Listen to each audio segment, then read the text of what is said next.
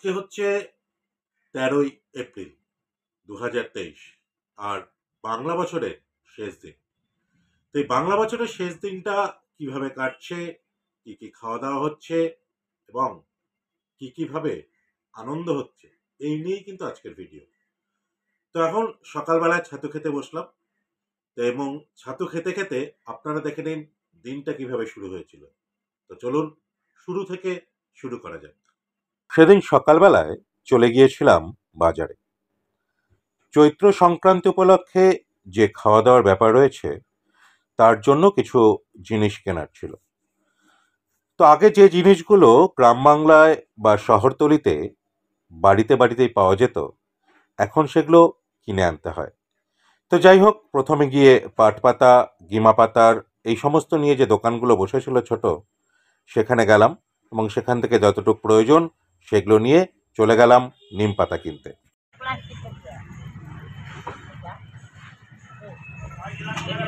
নিম পাতা দাও তো, 10 টাকা দাও, 5 টাকা দাও, 5 টাকা দাও। আর কি আনছো? না গিমা, গিমা না বাড়িতেই আছে।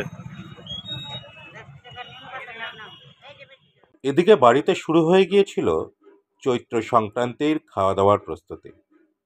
বছরের এই শেষ দিনটার খাওয়ার মেনু কিন্তু অন্য দিনের থেকে একেবারেই আলাদা। তো যাই হোক, গাছের থেকে কাঁঠাল পেড়ে শুরু হয়ে গিয়েছিল সেই কাঁঠাল কাটা, এবং তার সাথেই ছিল এই চৈত্র সংক্রান্তির স্পেশাল কিছু জিনিস, যেমন গিমা পাতা, করলা, তার সাথে ছিল নিম পাতা। এই তেতো জাতীয় জিনিসগুলো এদিনকার স্পেশাল মেনু। পাট পাতা, এই সব কিছু নিয়ে সমস্ত কিছু একসাথে কেটে নিয়ে রান্নার জন্য তৈরি হয়ে গিয়েছিল বাড়ির লোকেরা। আজকের এই বিশেষ দিনে বিশেষ বিশেষ খাবারের রান্না যখন শুরু হয়ে গেল, সেই সময় আমি বেরিয়ে গিয়েছিলাম কালীহাজরা দেখতে। ধূপগুড়ির 13 নম্বর ওয়ার্ডের রবীন্দ্রনগরের এক ঐতিহ্যবাহী কালীহাজরা। এছাড়াও ধূপগুড়িতে আরও অনেকগুলো কালীহাজরা হয়, কিন্তু এটা হচ্ছে ধূপগুড়ির সব থেকে পুরনো এবং এর একটা দীর্ঘদিনের ইতিহাস রয়েছে। তো যাই হোক, পৌঁছে গিয়েছিলাম রবীন্দ্রনগর কালীহাজরা দেখবার জন্য।